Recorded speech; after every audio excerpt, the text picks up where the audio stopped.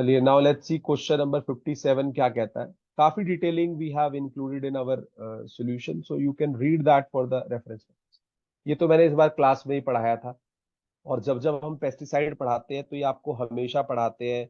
जब हम आपको LD50 ED50 पढ़ाते हैं तो ये चीज आपको हमेशा पढ़ाई जाती है कि कोई भी ड्रग या कोई भी फॉरेन सब्सटेंस आपकी बॉडी के अंदर जब जाता है तो उसका क्या होता है। ठीक है, कोई भी फॉरेन सब्सटेंस या कोई भी ड्रग जब आपकी बॉडी के अंदर जाता है तो उसका क्या होता है। तो गाइज, मैंने आपको शायद ये वर्ड भी बताया होगा कि कोई भी चीज के लिए जब हम स्टडी करते हैं तो हम एडमी स्टडी करते हैं। तो सबसे पहले होता है एब्जॉर्प्शन, कितना हुआ आपकी बॉडी के अंदर, कोई ड्रग हो या कोई फॉरेन सब्सटेंस हो या जीनोबायोटिक हो। फिर डिस्ट्रीब्यूशन आता है, फिर आता है उसका मेटाबॉलिज्म, और लास्ट में आता है गाइज उसका एक्सक्रीशन। तो यही 4 स्टेप होते हैं जब आप किसी ड्रग की स्टडी को कर रहे होते हैं कि ड्रग का कहाँ एब्जॉर्प्शन हुआ, कहाँ डिस्ट्रीब्यूशन हुआ, कहाँ मेटाबॉलिज्म हुआ, कहाँ एक्सक्रीशन हुआ। तो बस ये कीवर्ड आप अपने आप ही अलग कर दो, खत्म हो गया, क्वेश्चन ही खत्म हो गया। ये भी रिपीटेड क्वेश्चन है। एब्जॉर्प्शन छाट लो, डिस्ट्रीब्यूशन छाट लो, मेटाबॉलिज्म छाट लो, और एक्सक्रीशन छाट लो। इसी को एडमी स्टडी कहते हैं। तो ये जो ऑर्डर है आपका A B तो रहेगा ही रहेगा।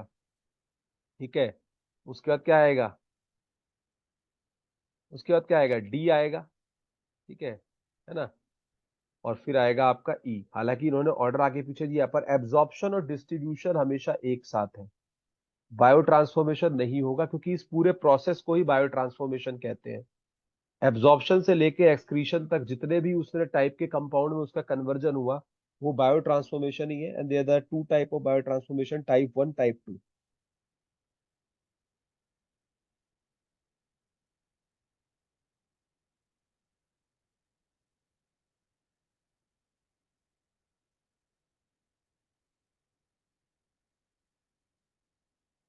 नहीं, देखो, जो आप बोल रहे हो मैं ये नहीं कह रहा हूं आप गलत बोल रहे हो, इनफॉर्मल और फॉर्मल का नहीं है। लेकिन जो थर्ड ऑप्शन है वो जो उसमें सी पार्ट था वो ज्यादा अप्रोप्रिएट था। कि जो आपका वाइल्ड रिलेटिव है लैड रेस से जो आया है वो वैरायटी ज्यादा अप्रोप्रिएट था, इसीलिए हमने वहां पे ऑप्शन 3 चूज किया। ठीक है, ये रीजन है उसका। अब यहाँ पे देखिए, एब्जॉर्प्शन और डिस्ट्रीब्यूशन तो पहले आएंगे ही लाइन में। तो यहाँ पे भी आपको कायदे से तो इन दोनों ऑप्शन को तो हटा देना चाहिए था, ऐसे ही ये तो चले गए।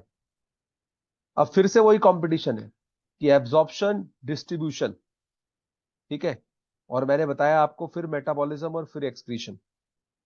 ठीक है, तो मेटाबॉलिज्म और एक्सक्रीशन को चूज करना है, और मेटाबॉलिज्म और एक्सक्रीशन खाली एक ही ऑप्शन में है जो फर्स्ट ऑप्शन है आपका। तो करेक्ट आंसर आपका फर्स्ट हो जाएगा क्योंकि चारों स्टेप तो उसी में दिए हुए हैं, absorption, distribution, metabolism and excretion. क्या ये बात क्लियर है सबको, जल्दी बताइए। हाँ, 4 में भी सी है, वो कट हो गया तो ये भी ऑप्शन उड़ गया। तो ऐसे आपको करना देखना पड़ेगा जब इस तरह के क्वेश्चन रहे ना क्लोजली प्लेस। तो ये टेक्निक आपको लगानी पड़ेगी, नॉलेज आपके पास कितनी हो। जब तक आप इस तरह की टेक्निक का इस्तेमाल नहीं करेंगे पूरी नॉलेज के साथ तो गलती कर सकते हैं। ठीक है, तो यहाँ पे आपका ऑप्शन जो है क्वेश्चन नंबर 57 का हो जाएगा ए। ये होगा, ठीक है।